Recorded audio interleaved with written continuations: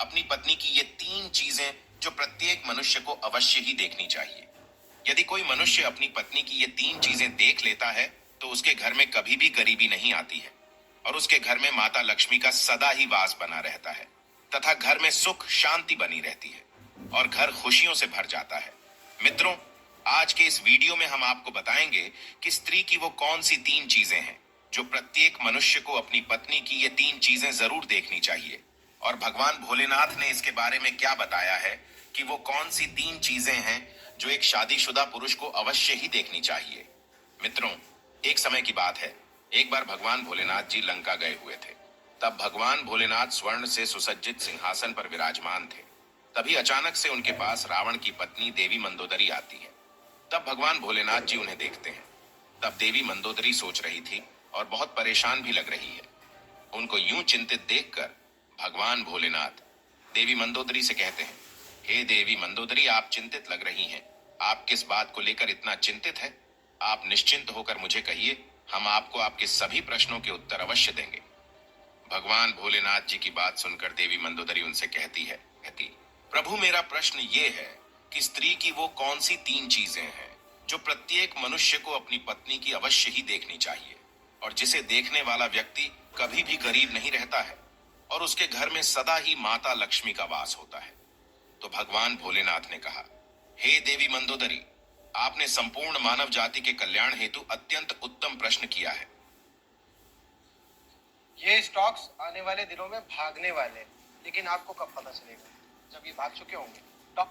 प्रश्न किया है, किंतु इस प्रश्न का उत्तर मैं आपको एक कथा के माध्यम से दूंगा और इस कथा को सभी को सुनना चाहिए। जो भी पति पत्नी गृहस्थ जीवन में हैं, उन्हें तो अवश्य ही सुनना चाहिए, क्योंकि इस कथा को जो भी पूरा मन लगाकर अंत तक सुनता है उसके घर में कभी भी धन दौलत की कमी नहीं होती है। तो देवी मंदोदरी बोली, आप कथा सुनाइए प्रभु, मैं कथा को पूरा मन लगाकर सुनूंगी और जब तक आपकी कथा समाप्त नहीं हो जाती मेरा मन कहीं और नहीं जाएगा। तो भगवान भोलेनाथ कथा को सुनाते हुए बोले, एक समय की बात है जब एक नगर में एक गरीब किसान रहता था और वो इतना अधिक गरीब था कि उसके घर में खाने पीने का कोई सामान तक नहीं था।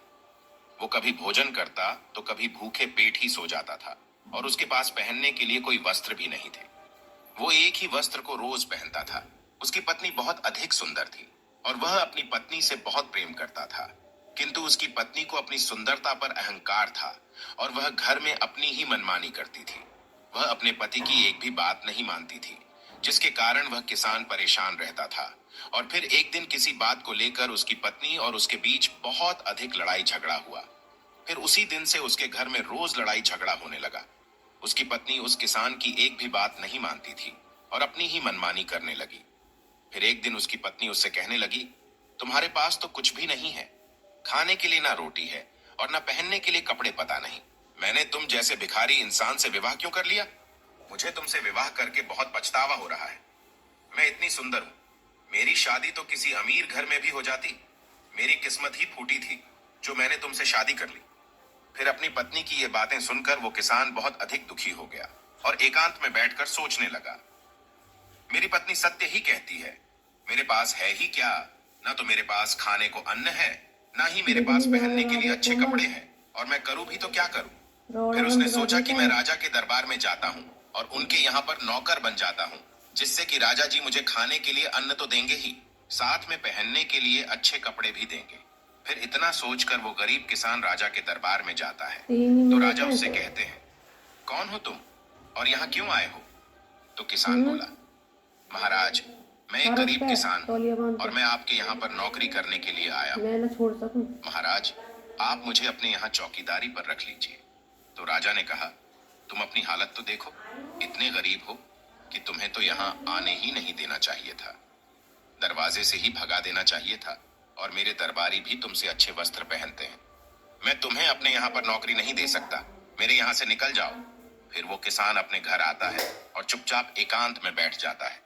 फिर उसके मन में एक विचार आता है कि क्यों न मुनि वशिष्ठ जी से इस समस्या का समाधान पूछा जाए, क्योंकि मुनि वशिष्ठ जी ही बता सकते हैं कि मैं दिन प्रतिदिन इतना गरीब क्यों होता जा रहा हूँ। फिर इतना सोचकर वह किसान मुनि वशिष्ठ जी के आश्रम में जाता है और देखता है कि मुनि वशिष्ठ जी अपनी कुटिया में ध्यान लगाए बैठे थे। फिर जब मुनि वशिष्ठ जी ने आंखें खोली तो देखा कि एक दुखी व्यक्ति उनके सामने खड़ा है। तो मुनि वशिष्ठ जी ने उस गरीब किसान से पूछा, हे वत्स, तुम कौन हो? इतना चिंतित क्यों हो? तो किसान बोला, हे मुनिवर, आपसे एक समस्या का समाधान पूछने के लिए आया हूं। तब मुनि वशिष्ठ जी ने कहा, किस समस्या का समाधान पूछने आए हो? निश्चिंत होकर पूछो, मैं तुम्हारी समस्या का समाधान अवश्य ही करूंगा। तो वो गरीब किसान बोला, हे मुनिवर, मैं बहुत अधिक गरीब हूं और मेरे पास न तो खाने के लिए अन्न है और न पहनने के लिए वस्त्र है, और मेरे गरीबी के कारण मेरी पत्नी मुझसे हमेशा लड़ती झगड़ती रहती है। मैं दिन भर बहुत मेहनत करता हूँ, फिर भी थोड़ा सा ही धन कमा पाता हूँ, जिससे मैं किसी तरह अपने परिवार का पालन पोषण करता हूँ, और कभी भोजन करता हूँ तो कभी भूखे पेट ही सो जाता हूँ। इसीलिए हे मुनिवर, आप मुझे कोई ऐसा उपाय बताएं जिससे मैं बहुत अधिक धनवान बन जाऊं और मेरी पत्नी भी मुझसे लड़ाई झगड़ा ना करे। उस किसान की यह बात सुनकर मुनि वशिष्ठ जी ने कहा, हे पुत्र, मैं तुमको 3 चीजें बताने वाला हूं जिसे प्रत्येक मनुष्य को अपनी पत्नी की अवश्य देखना चाहिए, और अगर कोई भी पुरुष अपनी पत्नी की इन तीनों चीजों को देख लेता है तो उस व्यक्ति को धनवान बनने से कोई भी नहीं रोक सकता है। मुनि वशिष्ठ जी की यह बात सुनकर किसान बहुत प्रसन्न होकर बोला, हे मुनिवर, आप जल्दी से मुझे बताइए कि वह कौन सी 3 चीजें हैं जिन्हें प्रत्येक मनुष्य को अपनी पत्नी की देखनी चाहिए। मैं उन तीनों चीजों के बारे में जानने के लिए बहुत उत्सुक हो रहा हूं। तो मुनि वशिष्ठ जी ने कहा, हे पुत्र, इतनी उत्सुकता ठीक नहीं है। मनुष्य को हमेशा धैर्यवान होना चाहिए। तो चलो, मैं अब तुमको वे तीनों चीजें बता देता हूं जिन्हें प्रत्येक पुरुष को अपनी पत्नी की उन तीनों चीजों को अवश्य देखना चाहिए। लेकिन मैं तुमको उन तीनों चीजों के बारे में बताने से पहले एक अत्यंत महत्वपूर्ण कथा सुनाना चाहता हूं, जिसे सुनकर तुम्हें उन 3 चीजों के बारे में पता चल जाएगा और तुम भी बहुत अधिक धनवान हो जाओगे। लेकिन तुम्हें इस कथा को पूरी सुनना होगा, तभी तुम्हें अपने जीवन में सुख, शांति तथा धन की प्राप्ति होगी। तो किसान बोला, हे मुनिवर, आप कथा सुनाइए, मैं कथा को पूरी अंत तक सुनूंगा।